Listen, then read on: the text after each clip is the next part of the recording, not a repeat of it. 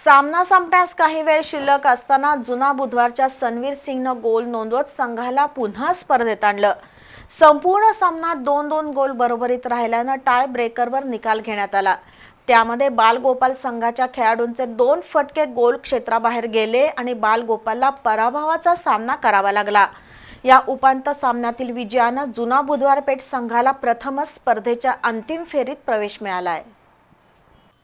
बालगोपाल तालीम मंडळ आयोजित आणि जाधव इंडस्ट्री पुरस्कृत चंद्रकांत चषक फुटबॉल स्पर्धा छत्रपती शाहू स्टेडियमवर सुरू आहे। या स्पर्धेचा दुसरा उपांत्य सामना आज जुना बुधवार पेठ आणि बलाढ्य बालगोपाल तालीम मंडळ संघात झाला।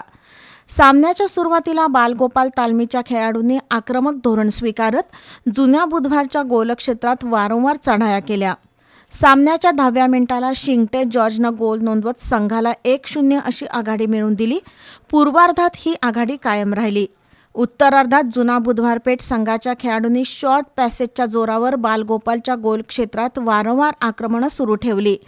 सामन्याच्या 43व्या मिनिटाला TM विष्णूच्या रूपानं बुधवार पेठ संघाला गोल करण्यात यश आलं। त्याच्याच पुढच्या मिनिटाला बालगोपालच्या सागर पोवारनं गोल नोंदवत संघाला 2-1 अशी आघाडी मिळवून दिली।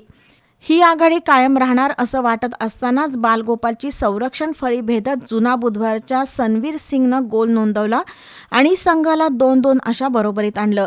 त्यामुळे हा सामना टाय ब्रेकरवर खेळवण्यात आला।